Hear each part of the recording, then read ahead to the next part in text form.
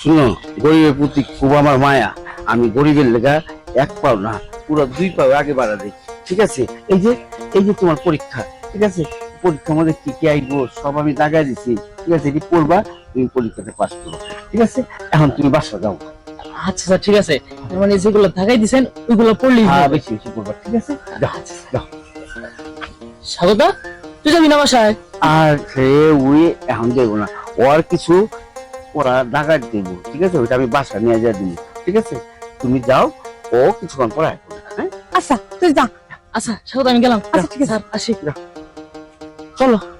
তোমার লেখাগুলি যেটা আছে আমি এটা দেখা দিই সুন্দরভাবে। এইগুলি পরীক্ষাতে আইবো, এইটি দিতে পারলে তুমি পাস। স্যার, আপনি না কইছিলেন ওই প্রশ্নগুলো দাগাই নিয়ে আইবেন, তো দাগাই নিয়ে এলেন না, এখন আপনি আবার কইতেছেন যে বাড়িতে যাওয়া লাগবো। আরে ডাকে তো হইলে বাড়িতে যেতে হইবে, বুঝছো? তোমার এই কারণ তোমার বাড়িতে নিতেছি।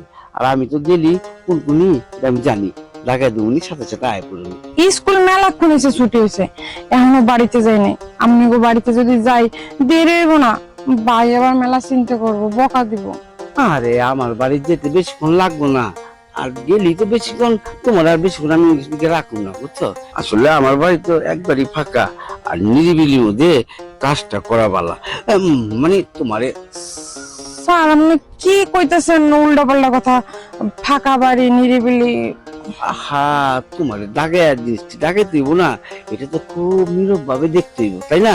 মানুষের ঝামেলা থাকলে তুই দেখতে পারুম না, তাই নীরব ভাবে তোমার দেখা আমি তোমার কাজটা করে দেবো। স্যার শুনেন, তার থেকে ভালো কথা কি হবে, আমি বাড়িতে চলে যাই, আপনি দাগাইয়া আপনি কালকে নিয়ে এন, কালকে আমি নিয়ে যাবো।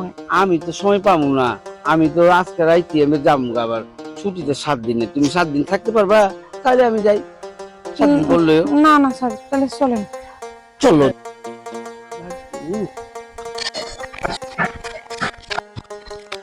এই যে এটা আমার বাড়ি একদম নিরিবিলি।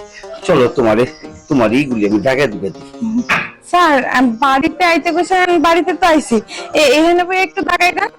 তুই যে কি কও, এই রোদের বেলা এই গরমের মধ্যে এইখানে বসা কি এইসব কাজ হয়? তোমার ঘরে চলো, ফ্যান আছে, ঠান্ডা খুব খুব সুন্দর ভাবে তোমার বুঝে ঠান্ডা ভাবে বুঝিয়ে দিই। ঠিক আছে? চলো। তুমি চিন্তা করতেছো, আমি থাকতে তুমি চিন্তা করো? আমি তোমার ছাড় না, ঠিক না? আমি কি তোমার কোন খারাপ কাজ আমি? চলো।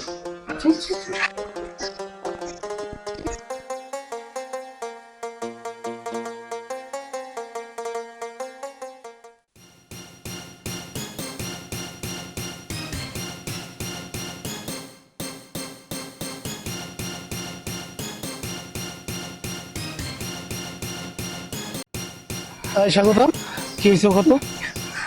দেখ ভাই, ও স্যার আমার পোষ্য দোকানের কথা বইয়া তার বাড়িতে নিয়ে গেছিল। 3-4 দিন ধরে ঘুরাইতেছে, আমার প্রশ্ন জাগাই দিব। তাই বাড়িতে যাওয়ার পরে ঘরে নিয়ে আমারে বাজে ভাবে। এই এই আপনি না শিক্ষক, আরে আপনি না শিক্ষার মেরুদণ্ড, হ্যাঁ? আপনি না শিক্ষার আলো ছড়ান, হ্যাঁ? আমি তো শীতকাল লিগে ওরে চুপ থাকেন। শিক্ষার লিগে ওরে না, এইরকম একটা যুবতী মাইয়ারে আপনি বাড়িতে নিয়ে প্রশ্ন দাগা দেওয়ার কথা কইয়া তার ইজ্জতে হাত দিচ্ছেন, আবার কইতেছেন আপনি শিক্ষার জন্য তারে।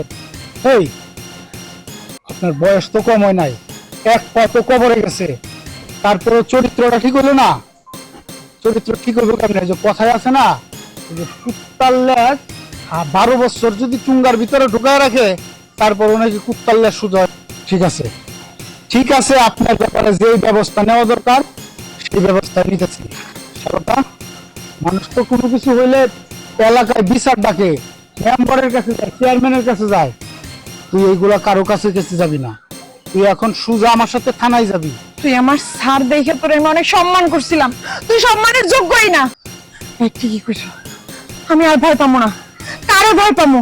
একটা জানোয়ার কুত্তারে, ও একটা ধর্ষক স্যার হইতে পারে না, ওর কঠিন শাস্তি হওয়া দরকার। আরে তোর তো এই কথাগুলা এর থেকে আরো বেশি করা উচিত ছিল। ওর বাড়িতে যখন কিনা তোর গায়ে হাত দিছিল, তখন জুতা খুলে ওর গালের মধ্যে মারলি না কেন? তুই এই তুই থাক, তুই থাক, তোর নামে মামলা দেওয়ার জন্য এক্ষুনি থানায় যাইতেছি। দেখি তুই কেমনে করে পার পাস। দেখি তুই পালায়া কই যাস। আমার চাকরিটা তোর চাকরি কি করলাম এটা? মাংস মতো কিছু থাকবো না, পুলিশ যখন রশিদা বাইন্দা নিব, পুলিশ শিখে দিব। কাজটা আমি তো ঠিক করি। আমি একজন শিক্ষক, আমি হলো কারিগর, শিক্ষা কারিগর। আমি এই কাজটা করছি, আমি বাইকে যাবো কই, যেখানে যাবো ওইখান থেকে তো পুলিশ আমার নিয়ে পড়বো। সবচেয়ে ভালো আমি নিজেই থানা যে হাজির হয়েছি, ওইটাই ভালো গো। তা না হলে পুলিশ রশিদা বাইন্দা লয়ে যাবো। ছি ছি ছি, একটা স্কুল শিক্ষক আমি না, আমি নিজে যাবো, আমি নিজে